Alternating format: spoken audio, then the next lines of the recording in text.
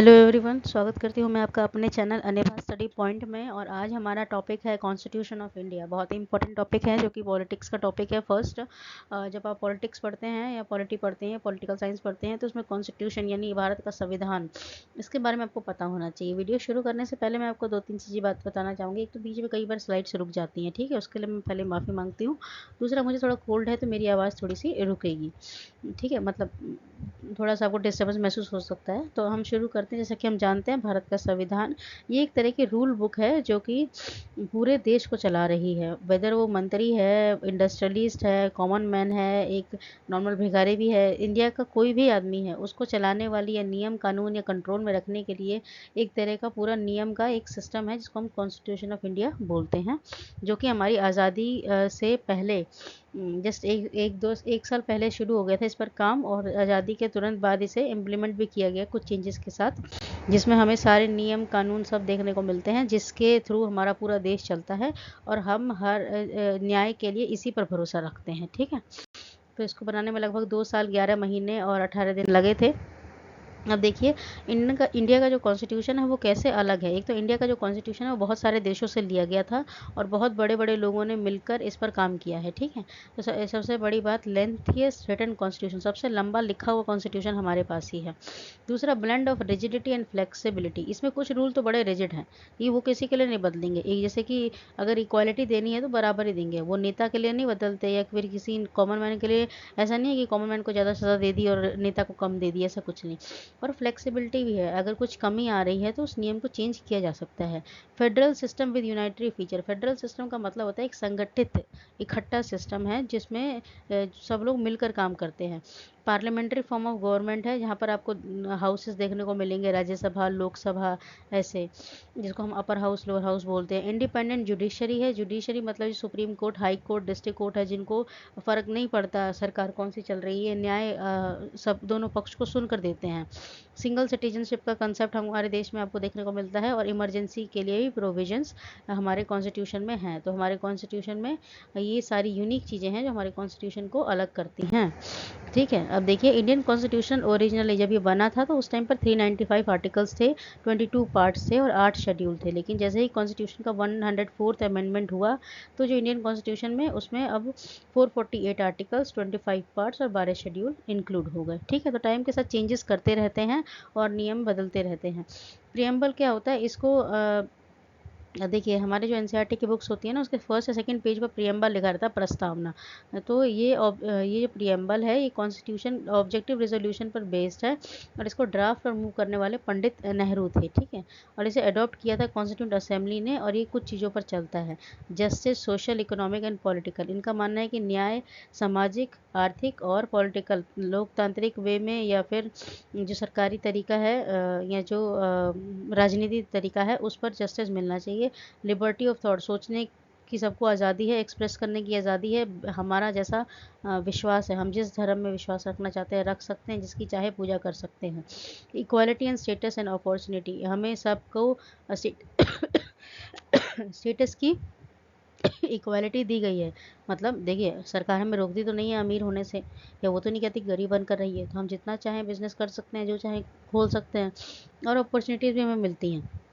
Fraternity assuring the dignity of individual and the unity and integrity of the nation, और ये देखा जाता है कि किसी भी इंडिविजुअल की डिग्निटी और पर कोई फ़र्क ना पड़े या कोई नुकसान ना पहुँचे। और हमारे कॉन्स्टिट्यूंट असेंबली में 26 नवंबर को 1949 को अडेप्ट किया था, और हमें कॉन्स्टिट्यूशन दे दिया गया था, ठीक है। 1949 को अडेप्ट कर दिया गया था, और ये इसका 26 जनवरी को जब हमने रिपब्लिक डे मनाया, तब हमारे सामने सारे रूल्स तैयार थे, लेकिन ये बन गया था 1949 तक। देखिए, पर्पस का है, क्या है प्रियम्बल का, प्रस्तावना का। तो it disclose the source of constitution, ये कॉन्स्टिट्यूशन के बारे में आपको एक छोटे उसमें बता रहा होता है कि कॉन्स्टिट्यूशन में क्या क्या है, ठीक है। It lay down the date of commencement, और ये इसमें डेट भी लिखी हुई है कि किस दिन कॉन्स्टिट्यूशन बना, तैयार हुआ। It set out the right and freedom which the people of India wish to secure for themself, और इसने सारे राइट और फ्रीडम के बारे में बताया जो इंडिया के लोग सोचते हैं कि उनको मिलनी चाहिए, और उनसे उस रूल से या उस नियम से उनकी सिक्योरिटी और एक अच्छी लाइफ बनी रहेगी। It declare the nature of government, और इसने ये भी बताया कि जो हमारी गवर्नमेंट है वो किस तरह की होने वाली है। ठीक है, तो प्रियम्बल इसलिए ज़रूरी है। देखिए जैसे कि हमारी बुक्स में छपा रहता है, we the people of India having solemnly resolved to constitute India in sovereign, socialist, secular and democratic republic and to secure all its citizen, मतलब हम सारे citizens को ये सब दे रहे हैं, जस्टिस दे रहे हैं, लिबर्टी दे रहे हैं, इक्वालिटी दे रहे हैं, फेटर्निटी दे रहे हैं। तो कॉन्स्टिट्यूंट असेंबली में 26 नवंबर 1949 को हम इसको अडॉप्ट कर रहे हैं और क्या कर रहे हैं, enact and give to our self this constitution, और इस कॉन्स्टिट्यूशन में इसे दे रहे हैं प्रियम्बल में। ठीक है, प्रियम्बल को दे रहे हैं, तो ये इशू से लिया गया था। प्रियम्बल में फैक्ट्स क्या है, जैसे कि अभी कुछ चीज़ें हैं, जैसे कि किसी एक केशवानंद भारती केस हुआ था और वर्सेस स्टेट ऑफ केरला में हुआ था, तो उन्होंने कहा था क्या प्रियम्बल पार्ट है कॉन्स्टिट्यूशन का। सुप्रीम कोर्ट ने वहाँ पर कहा था कि हाँ प्रियम्बल कॉन्स्टिट्यूशन का पार्ट है और इसकी बहुत इंपॉर्टेंस है, और constitution should be read and interpreted in the light of grand and noble vision express, और जो कॉन्स्टिट्यूशन पढ़ा जाएगा या फॉलो किया जाएगा वो प्रियम्बल को ध्यान में रखते हुए ही फॉलो किया जाएगा। और जो दो चीज़ें इसमें नोट की गई हैं, preamble is neither a source or power to legislature nor prohibition upon power of legislation। Preamble ना ही कोई सोर्स है पावर का लेजिस्लेचर के लिए, ना ही किस तरह की बाधा है। ठीक है, इट इज़ नॉट जस्टिसिएबल।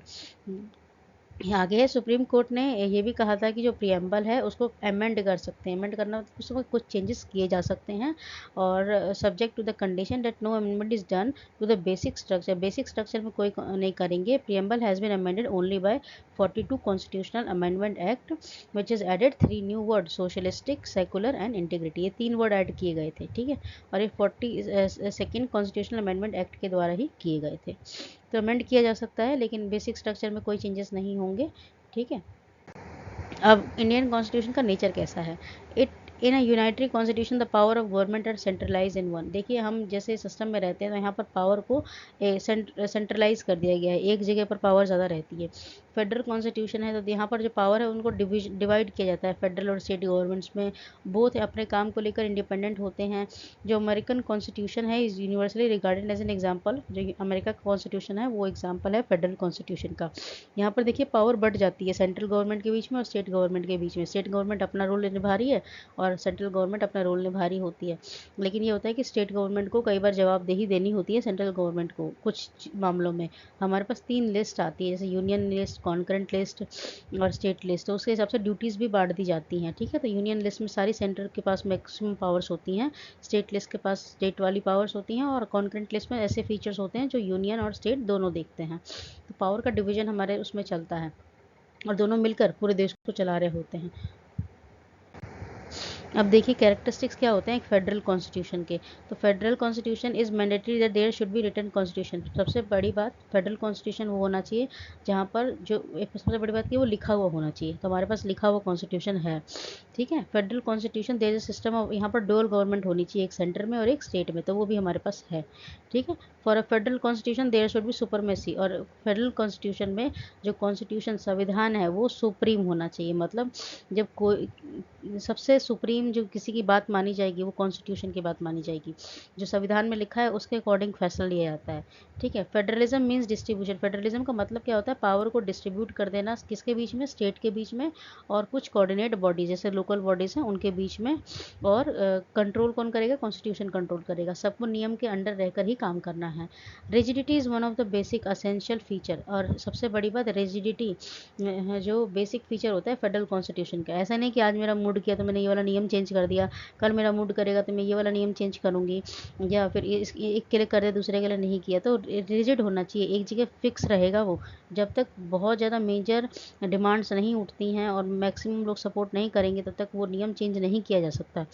ठीक है, it highly depend on process of amendments. There should be an independent judiciary having authority और अदर ऑर्गन्स, और जुडिशरी इंडिपेंडेंट होनी चाहिए किसी भी सरकार से, मतलब सेंटर में या स्टेट में कोई भी सरकार आए जुडिशरी पर उसका कोई फ़र्क नहीं पड़ना चाहिए।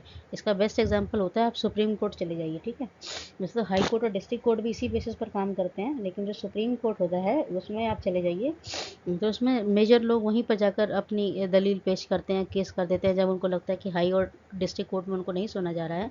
तो सुप्रीम कोर्ट सिर्फ अपने फैसले देती है, वो किसी के ही सुनती है, वो नहीं देखती कि सेंटर में कौन बैठा है और स्टेट में कौन बैठा है, प्रेसिडेंट कौन है और किसकी क्या पावर है। वो नियम के अनुसार न्याय करती है। तो जुडिशरी जो है वो इंडिपेंडेंट है, किससे? जो भी सरकार चल रही होगी, ठीक है। तो और वो काम किस पर करती है? कॉन्स्टिट्यूशन पर। अब देखिए फंडामेंटल राइट्स ये हमें हमारे कॉन्स्टिट्यूशन ने दिया है, सबसे इम्पॉर्टेंट चीज़ है जिसके बेसिस पर हमें लगता है कि हाँ हम सही देश में हैं। अब राइट क्या है? राइट टू इक्वालिटी दे रखा है, अरे समानता का अधिकार दे रखा है। ना कोई बड़ा है ना कोई छोटा है, जाति लिंग लैंग्वेज के बेसिस पर किसी को भी कोई डिस्क्रिमिनेट नहीं करेगा, ना कोई पैसे के बेसिस पर किसी को डिस्क्रिमिनेट करेगा। सरकार ने सबको बराबर हक दे रखा है जीवन जीने का, जिसका जो मन करे वो बिजनेस कर सकता है, जो जैसा चाहे वैसा रह सकता है। सबको एजुकेशन का भी इक्वल राइट दे रखा है, सबके पास राइट है।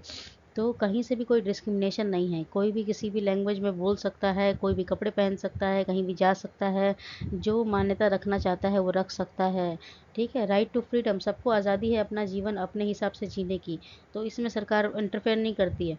राइट अगेंस्ट एक्सप्लॉयटेशन, अगर आपके साथ कहीं पर भी कुछ गलत होता है, आपके अधिकारों का हनन होता है, किसी ने आपके साथ कुछ गलत किया है, तो आपके पास राइट है कि आप उसके खिलाफ लड़ सकते हो, कंप्लेन कर सकते हो।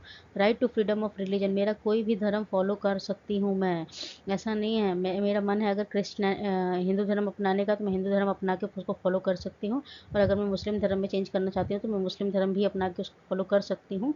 तो रिलीजन को फॉलो करने का अधिकार हमारा है, सरकार उस पर दबाव नहीं डालती कि तुम्हें यही करना है। जैसे कि पाकिस्तान गवर्नमेंट है वो इस्लाम को फॉलो करती है बहुत ज़्यादा, तो उनका जो मेन धर्म है वो इस्लाम है। लेकिन हमारे इंडिया में हम सेकुलर कंट्री में रहते हैं, तो हमारे पास बहुत सारे धर्म हैं यहाँ पर, तो हम एक धर्म के हिसाब से देश नहीं बनाते। हमारे को सरकार ने आज़ादी दे रखी है, कॉन्स्टिट्यूशन ने आज़ादी दी है बेसिकली, कि आप अपने हिसाब का धर्म फॉलो कर सकते हैं और कोई आपको नहीं रोकेगा, ठीक है। कल्चरल एंड एजुकेशन राइट, सबको पढ़ने का अधिकार है और अपनी संस्कृति के नियम कानून फॉलो करने के अधिकार हैं।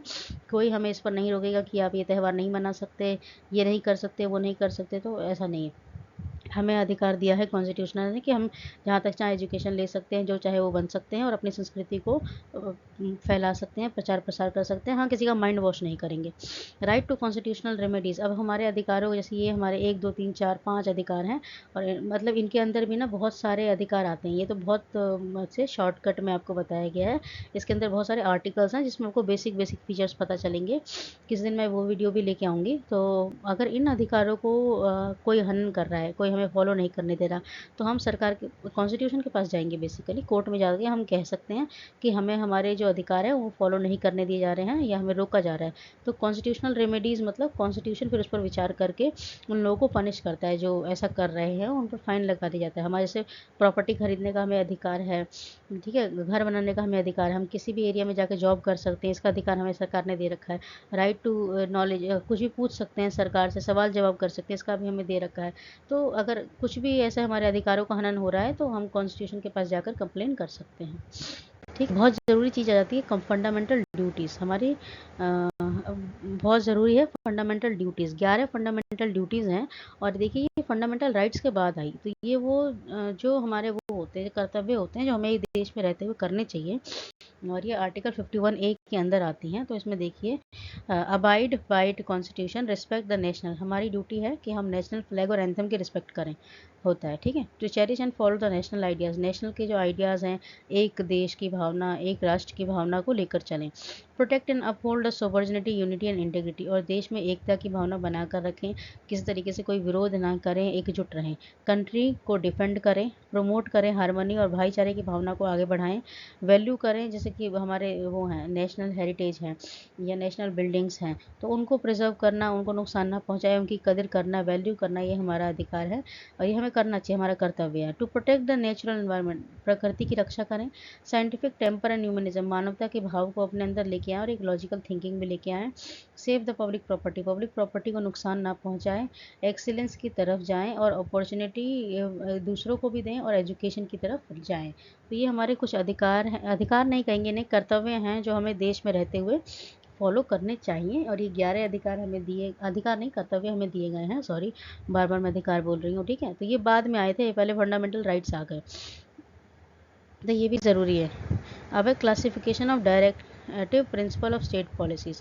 तो directive principle of state policies क्या है, 3 प्रिंसिपल पर बेस होती है, सोशलिस्टिक प्रिंसिपल, गांधीयन प्रिंसिपल और लिबरल प्रिंसिपल। ठीक है, तो इसके अंदर कुछ आर्टिकल्स आते हैं जैसे कि 38, 39, 39A, 41, 42, 43, 43A, 47, और इनके अंदर कुछ बातें हैं जो लिखी गई हैं जो हमको फॉलो करनी होती हैं। जैसे गांधीयन प्रिंसिपल है, इसके अंदर 40, 43, 43B, 46, 47 और 48 आर्टिकल्स आते हैं, और आपको पता है 448 आर्टिकल्स हैं। लिबरल प्रिंसिपल क्या होता है, इसके अंदर 44, 45, 48, 48B, 49, 50 और 51 आर्टिकल्स आते हैं। तो ये मैंने इतना डिस्कशन नहीं किया है इतना डिटेल में, ठीक है, तो ये इतना डिटेल में मैंने डायरेक्टिव प्रिंसिपल्स डिस्कस नहीं किए हैं, पर मैं डेफिनेटली इसका भी एक वीडियो लेके आऊँगी। So thank you very much. अगर आपको अच्छा लगा तो आप लाइक, शेयर एंड सब्सक्राइब कर सकते हैं और हमारे साथ जुड़ सकते हैं हमारे चैनल के साथ। आपका एक लाइक, एक शेयर, एक सब्सक्राइब हमारे लिए बहुत ही बड़ी बात होगी, तो we are grateful. I hope आपका दिन अच्छा हो। Thank you very much.